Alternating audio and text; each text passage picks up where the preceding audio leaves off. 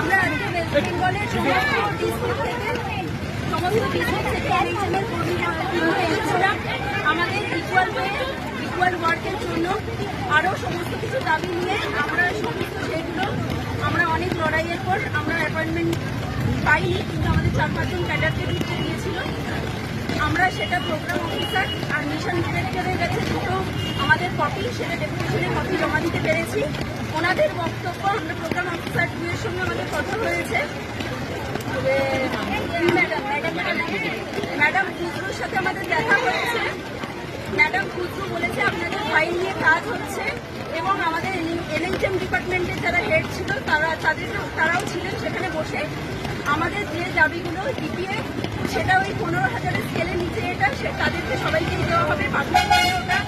ওটা কোনো পলিসির আন্ডারে নেই যে 15-র ওপরে স্যালারি দেওয়া যাবে, সেটা কোনো সিস্টেমে নেই, তাই ওটা দেওয়া যাবে না। ওনারা রেগুলারাইজেশনের কথাটাকে মেনে নেননি, কিন্তু স্যালারি স্কেল স্ট্রাকচারটা যে একটা নির্দিষ্ট স্কেলে হবে সেইটার কথা ওনারা বলেছেন। আমরা বিভিন্ন বাকি যে স্টেটগুলোর যে ওদের স্যালারি বাড়িয়েছে সেই পেপারগুলো আমরা দেখিয়েছি, ওনারা সেটা নিয়ে যেটা যে পেস্টেল দেওয়া হয়েছে ওইটা আমরা বুঝিয়েছি, ওরা সেটা মান্যতা দিয়ে বলেছে আলোচনা করে দেখি। ওনারা মেডিকেল বেনিফিটটা নিয়ে আলোচনা ওটা 1 সপ্তাহ পরে আমাদেরকে বলেছে এটা আমরা হেলথ মিনিস্টারের কাছে প্লেস করব। সেটার 2-3টে মেন পয়েন্ট ওরা প্লেস করবে। সেটা হচ্ছে আমাদের স্যালারি স্ট্রাকচার বাড়ানো 1 নম্বর, 2 নম্বর হচ্ছে আমাদের মেডিকেল বেনিফিট আর টার্মিনেশন বেনিফিট। এই টার্মিনেশন বেনিফিট এর আগে 2-3বার উঠেছিল ফাইল, কিন্তু প্রতিবারই ক্যান্সেল হয়ে গেছে। এবার নতুন সরকারের কাছে যদি এটা আমাদের জন্য অ্যাপ্রুভ হয় তাহলে ভালো কথা। আর মেডিকেল বেনিফিটটা দেওয়ার জন্য চেষ্টা করছে। আর স্যালারি স্ট্রাকচারটা যাতে আমাদের একটা ঠিকঠাক স্ট্রাকচারে হয়, পে স্কেলে হয়, সেটা দেখবার ওনারা চেষ্টা করছে, কিন্তু রেগুলারাইজেশন কোনোভাবে করতে পারবে। স্যালারি পে স্ট্রাকচারটা বললে এটা কবে থেকে, তাহলে ওরা ফাইল ওদের কবে থেকে এটা করছে? 1 সপ্তাহ পরের ফাইলটা ওনারা আবার নতুন সরকারের কাছে যে আমাদের রয়েছে চিফ মিনিস্টার, হেলথ মিনিস্টার, তাদের কাছে প্লেস করবে।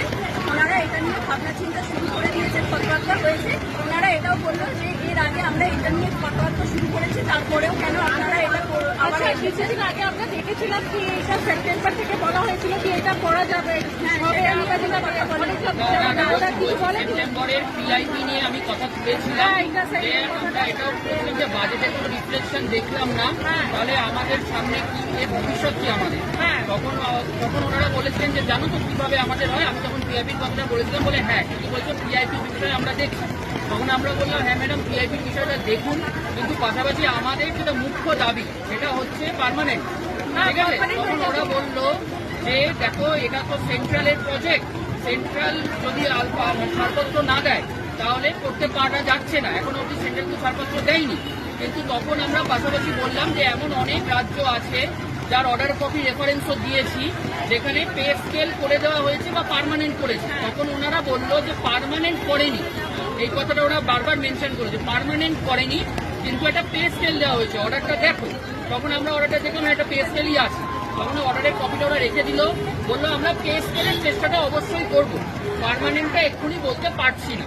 তবে ওটা মাথায় আমরা দিয়েছি যে পার্মানেন্টই আমাদের মূল দাবি।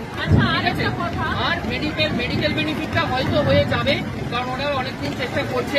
টার্মিনাল বেনিফিটটা যেটা ম্যাডাম বললো যে 2বার প্লেস করা হয়েছিল, 2বারই রিজেক্ট হয়েছে। এবার সরকার পরিবর্তন হয়েছে, নতুন সরকারের কাছে আবার প্রপোজাল আকারে দেওয়া হবে।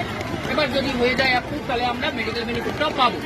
আর গ্র্যাচুইটিটাও ওরা রেখেছিল, গ্র্যাচুইটি কথাটা উঠেছিল, গ্র্যাচুইটিটা যদি পে স্কেল যদি এসে যায় তাহলে গ্র্যাচুইটি ব্যাচুইটি আমরা সবই পেয়ে যাবো।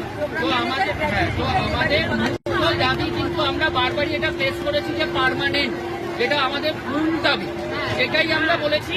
সেইটা ওনারা যতই বলেছে যে আমরা করতে পারবো না, কিন্তু আমরা বলছি চেষ্টাটা রাখুন এবং যতক্ষণ না হচ্ছে ততক্ষণ সমকাজের যেটা অন্য রাজ্যে করে দেওয়া হয়েছে সেই অর্ডারও আমরা প্লেস করে দিয়েছি। তো ওনারা 1 সপ্তাহ সময় চেয়েছেন, 1 সপ্তাহ পর আমাদের যোগাযোগ করার একটা মাধ্যম ওনারা দিয়েছেন এবং আমরা যে আমাদের দাবি আমরা সবাই মিলে আলোচনা করে যে দাবির কপিটা ওনার কাছে প্লেস করেছি সেই কপি রিসিভিং কপি আমরা নিয়ে নিয়েছি। আপনারা চাইলে এখানে আমরা দেখে দিতে পারি এবং এক সপ্তাহ পর এবং গ্রুপে দিয়ে দেওয়া হবে এবং আমরা এক সপ্তাহ পর আবার এনাদের সঙ্গে যোগাযোগ করব। আমরা যদি দেখি ওইটা ওইভাবেই চলে গেল, চিন্তার স্তরেই চলে গেল, কোনো বাস্তবায়নের দিকে যাচ্ছে না, তাহলে আমাদের এই আন্দোলন যেমন চলছে কন্টিনিউ চলবে। আমরা কিন্তু এটা এখানে ছেড়ে দিলাম না, আমরা এক সপ্তাহ পর আবার ফলো আপ করবো এবং যদি দেখি এই নিয়ে সেই ফাইল কিছু নাড়াচাড়া হচ্ছে না, তখন আমরা আবার মিলিত হয়ে আমরা আবার এই আন্দোলনটা করে আবার দেখাবো। এইটাই আমরা স্যালারি যেটা বলেছি স্যালারি ডিসক্রিমিনেশন এরকম করছে। আমরা এটাও বলেছি যে লোয়ার ক্যাডারের থেকে হায়ার ক্যাডারের থেকে লোয়ার ক্যাডারের স্ট্রাকচার বেড়ে যাচ্ছে, এটা ওনারা শুনেছেন, এটা ওরা বলছে হ্যাঁ এটা আমরা দেখেছি, আমরা চিন্তা করছি এই ব্যাপারটা ঠিক হচ্ছে না, এটাকে আমরা ঠিক করার চেষ্টা করছি। যে নিচের ক্যাডারের স্যালারি বেড়ে যাচ্ছে, তাদের যারা রয়েছে তাদের স্যালারি কম হয়ে যাচ্ছে ইনক্রিমেন্টের জন্য। আর ওনারা 10 তারিখের ব্যাপারটা নিয়েও অবগত, ওনারা বলছে 10 তারিখে কারা আসছে, আপনাদের ডিপার্টমেন্টে আসছে কিনা, কি ব্যাপারে আসছে, এই ব্যাপারটাও আমাদের থেকে খোঁজ খবর নিয়েছে। আমরা বলেছি যদি 10 তারিখে এর আগে আমরা কোনো সদুত্তর পাই তাহলে আমরা 10 তারিখে আর আসছি না, যদি সদুত্তর না পাই তাহলে 10 তারিখে আমরা এখন পেন ডাউন করছে না, কারণ এক সপ্তাহ সময় দেওয়া উচিত।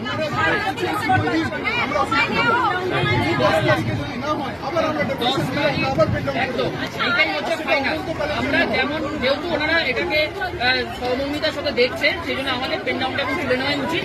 আমরা কাজে যোগ দিই এবং আমাদের যদি কোনো সুরাহা না হয় তাহলে আমরা আবার ওই একই পদক্ষেপ যখন এখন বর্তমানে আছে সেই আন্দোলন আমরা করব। ঠিক আছে, তো এই আমাদের ডিসিশন।